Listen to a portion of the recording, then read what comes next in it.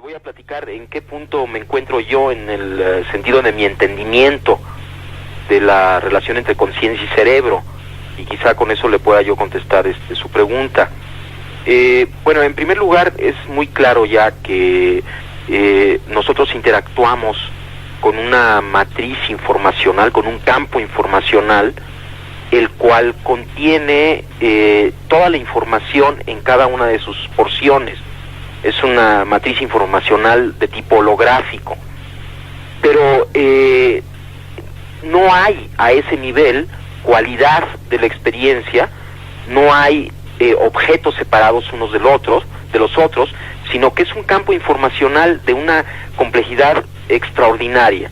Nuestro cerebro interactúa con este campo informacional que algunos le llaman el campo cuántico, otros como David Bohm le llamaba el orden implicado, la teoría sintérgica le llama el campo sintérgico, en fin, no importa cómo se le llame, los físicos actuales están hablando de un campo preespacial.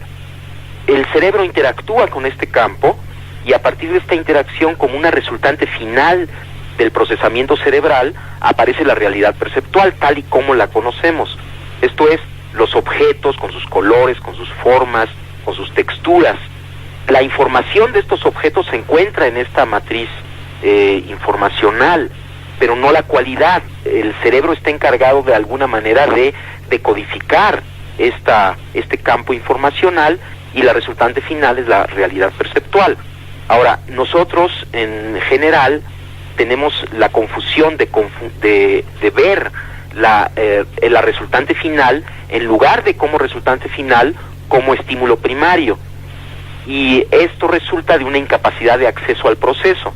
En otras palabras, la resultante final de la interacción del cerebro con la matriz informacional, esta realidad perceptual, se encuentra en el punto final de un proceso, y nosotros como percatadores, como observadores, como testigos, nos encontramos en este punto final. No tenemos acceso a cómo se crea la realidad perceptual, sino solamente a su resultante final. Y de esta confusión resulta el hecho de que pensemos que esta resultante final no es nuestro producto. Ahora, desde este punto de vista, la capacidad cerebral ya a este nivel, o sea, esta impresionante decodificación que hace el cerebro de la matriz informacional para dar lugar a la realidad perceptual, ya es algo que ni siquiera alcanzamos a entender cómo hace el cerebro para lograr este portento, este milagro de la realidad común y corriente, de lo que vemos como una imagen visual, de lo que oímos como un sonido. Son tantas las operaciones cerebrales que se requieren para lograr este verdadero milagro, que es la realidad cotidiana, que yo ya desde ahí me atrevería a decir que estamos ante un mecanismo, el cerebro humano, con capacidades prácticamente ilimitadas. Pero no se requiere ir más allá, o sea, sino simplemente considerar que esta matriz informacional que el cerebro decodifica es tan compleja, y es más compleja todavía la realidad perceptual, para quedar asombrados, ¿no? Para quedarse asombrados de la capacidad que tiene el cerebro para realizar lo más común y corriente, que es nuestra percepción visual, auditiva, etcétera, etcétera. Ahora, si ya nos vamos a funciones más complejas, bueno, pues la cosa se complica todavía más, ¿no? De tal forma que sí, desde un punto de vista fisiológico, no alcanzamos ni siquiera a entender cómo hace el sistema para funcionar en la manera cotidiana en la que lo hace, de tal forma que atreverse a decir que hay un límite para este funcionamiento, yo pienso que es demasiado atrevimiento. Evidentemente, los trabajos de Jacobo Grinberg, lo más importante quizá, están dedicados a estudiar a los chamanes mexicanos. ¿Cuáles son las experiencias de chamanes que más le han impresionado? Mire, es una pregunta que le agradezco mucho, porque me va a permitir, a través de este intento de explicación, entender muchas cosas que hasta ahora he tratado de entender sin mucho éxito. A mí lo que más me ha asombrado de todo el estudio que he hecho de los chamanes de México es que estos personajes extraordinarios funcionan o parecen funcionar en una realidad que no tiene pasos intermedios, en donde no hay proceso. Por ejemplo, Pachita es uno de los casos más asombrosos que yo pude atestiguar. Yo trabajé con ella varios meses. Pachita, venía un paciente a verla, por ejemplo, alguien que tenía un problema pulmonar, y entonces si ella decidía, de alguna manera podía percibir directamente lo que le sucedía al paciente y lo que el paciente requería para mejorar. Si el paciente necesitaba, ella hacía una operación en donde extraía los pulmones enfermos e injertaba pulmones sanos. Ahora, esto es inconcebible. Vamos, la cirugía actual ya empieza a hacer este tipo de operaciones, pero la forma en la que Pachita hacía estas operaciones era con prácticamente las manos vacías. El único instrumento que utilizaba era un cuchillo de monte, muy burdo, muy grande, y además las operaciones eran realizadas en minutos, era casi instantáneo, ¿no? Lo que se hacía. Y yo cada vez que veía esto y otras operaciones que están descritas en este libro que usted acaba de mencionar, me asombraba cada vez más de la inexistencia de pasos intermedios. Esto es, Pachita sacaba el pulmón enfermo, injertaba el otro pulmón y listo. De alguna manera todo quedaba arreglado, como si no hubiera necesidad de una serie de procesos que normalmente uno supone que deben de ocurrir para la interconexión de los órganos injertados. Y al preguntarle al Pachita qué pasaba, cómo es que hacía este portento, ella decía que el proceso simplemente ocurría así. No solamente operaciones de pulmón, sino de corazón, de cerebro, cosas verdaderamente extraordinarias, siempre tenían esta característica en donde parecería que Pachita estaba localizada como ser sentiente, como ser sensible, en un nivel de la realidad en donde lo que ella deseaba ocurría.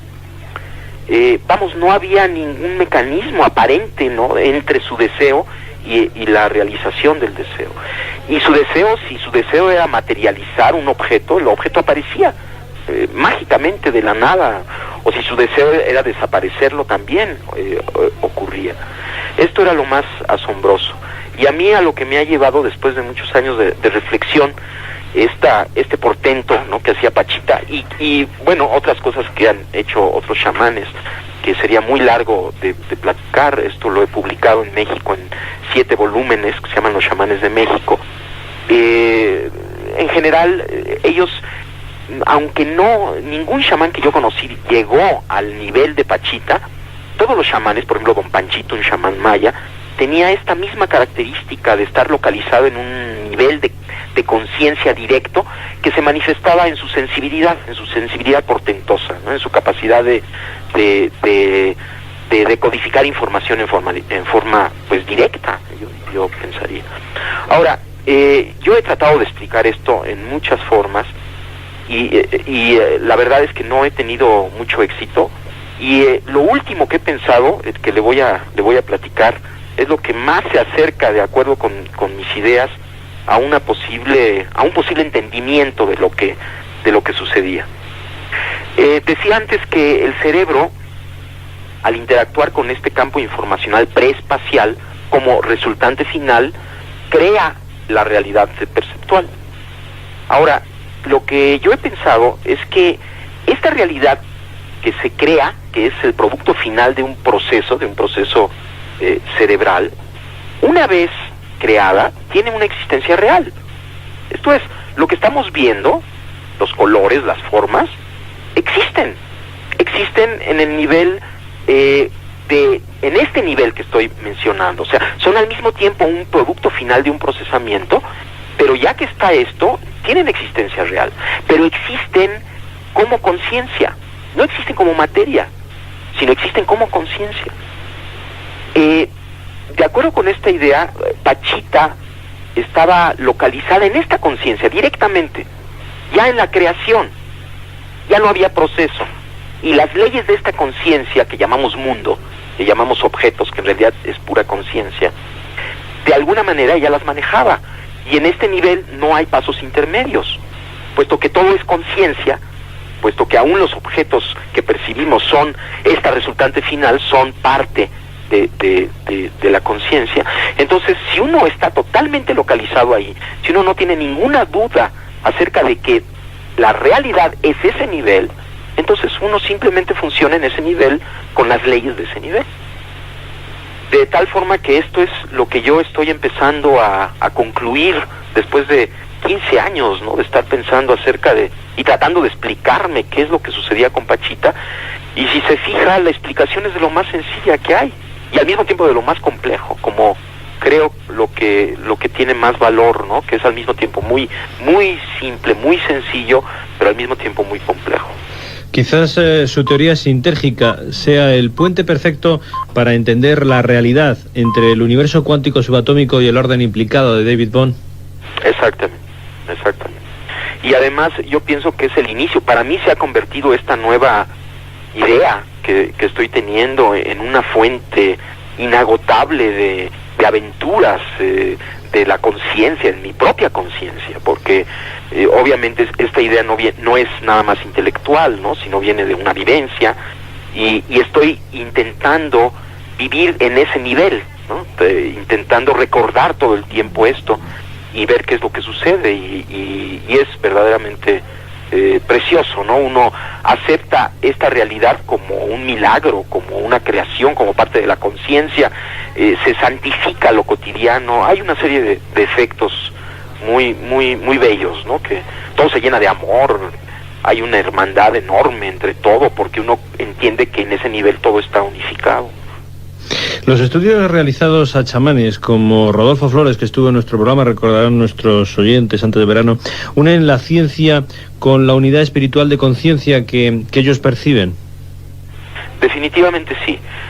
Mire, la teoría sintérgica afirma que dentro del procesamiento que el cerebro hace para construir la realidad perceptual, uno de los últimos procesos es la creación del campo neuronal. El campo neuronal es una matriz, otra vez, pero resultante de la actividad cerebral. O sea, es una matriz de interacciones entre todas las activaciones de las neuronas de nuestro cerebro. Entonces, la teoría sintérgica afirma que este campo neuronal interactúa con la matriz preespacial, y a partir de esta interacción aparece la realidad perceptual. Esa es la teoría sintérgica. Ahora, dependiendo de las características del campo neuronal, de su sintergia, específicamente de su coherencia y de su densidad informacional, de su frecuencia, será el nivel de interacción congruente con el campo cuántico. Se puede predecir o hipotetizar que una persona con un gran desarrollo debería poseer un campo neuronal de alta sintergia, esto es, muy coherente, muy equilibrado, pero funcionando en alta frecuencia, y que esto le permitiría interactuar con un nivel más básico que un campo neuronal de menor sintergia. Lo que vimos en el cerebro de don Rodolfo, que indudablemente es una gente extraordinariamente desarrollada, confirma lo que acabo de decir. Su coherencia, sus nexos de coherencia, hablando en términos un poco más técnicos, la máxima densidad de sus nexos de coherencia está localizada en altas frecuencias, comparativamente con sujetos normales de la misma edad, en donde sus nexos de coherencia están en bajas frecuencias.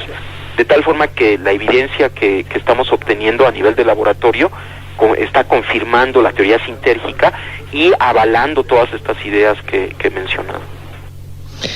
Los estudios, como decimos, han sido muy complejos, muy largos, han sido muchos años dedicando Jacobo Grinberg a los chamanes, a la interacción del mente con la materia. ¿En qué momento de sus investigaciones se encuentra? Estoy entendiendo esta realidad como conciencia, ¿no? Toda la realidad que percibimos como conciencia, y estoy en este punto intentando no olvidarme de esto, refrescándome en cada momento, ¿no?, en esta visión, y pues bueno, sigo en el laboratorio y voy a seguir porque hay muchísimas cosas que hacer, muchas hipótesis que probar. Por ejemplo, en este momento vamos a iniciar estamos pidiendo fondos porque esto va a salir muy caro y no tenemos los fondos, pero esperamos que alguna organización nos ayude a estudiar si existen interacciones directas entre el cerebro de delfines y del ser humano, de tal forma de poder tener evidencias experimentales acerca de no solamente la existencia de interacciones entre cerebros humanos, que ya tenemos suficiente evidencia, aunque seguimos en este campo, sino si existen interacciones entre el ser humano y otras especies, que la hipótesis, la predicción es que sí existen, que existe una unidad de todos los seres. Esa es una cosa que estamos iniciando. Otra cosa es que estamos esperando una profesora de la India, una colega, que está muy interesada en el estudio del potencial transferido, de la interacción cerebro a cerebro, pero ahora vamos a intentar hacer un experimento a larga distancia entre la India y México, y ella va a estar 3 meses en el laboratorio para pues quedar de acuerdo, entrenarnos ambos, tener toda una metodología, y vamos a ver si podemos hacer el experimento de potencial transferido entre India y México. Esto es muy importante porque una de las consideraciones del punto de vista que le acabo de mencionar es que ya como conciencia existen leyes particulares de la conciencia que no necesariamente son las leyes que conocemos o que conoce la ciencia física. Y aunque en este punto hay un acuerdo, podría haber un acuerdo, y una de las leyes de la conciencia es la no localidad, que sí se observa en partículas elementales. La paradoja Einstein-Podolsky-Rosen indica que entre partículas elementales hay efectos de interacción no local. ¿Qué quiere decir interacción no local? Quiere decir que existen interacciones instantáneas a distancia, que no pueden ser explicadas por la teoría de la relatividad ni por ningún sistema de información que mande información de una partícula a la otra, sino solo si consideramos que en un nivel existe una unidad. Entonces, bueno, estamos trabajando duro, hay todo un equipo de colaboradores que están muy entusiasmados, ¿no?, trabajando en el laboratorio, y estamos empezando a preparar un nuevo libro. De hecho, bueno, en México apareció un libro que se llama El Yo como Idea. Una porción de este libro, espero que ya haya aparecido en España como El Sabor de la Iluminación, de Editorial Sirio. No sé, creo que ya debe de haber salido. Y estamos preparando un nuevo libro, ya es un libro coeditado, que se va a llamar La realidad como conciencia y la conciencia como realidad, en donde se van a manejar todas estas ideas de la realidad como conciencia, pero al mismo tiempo como producto final de un procesamiento, y la conciencia como realidad. De tal forma que hay pues muchas cosas que hacer, gracias a Dios, mucha curiosidad, ¿no?, por seguir avanzando, y con mucho agradecimiento por todo lo que está sucediendo.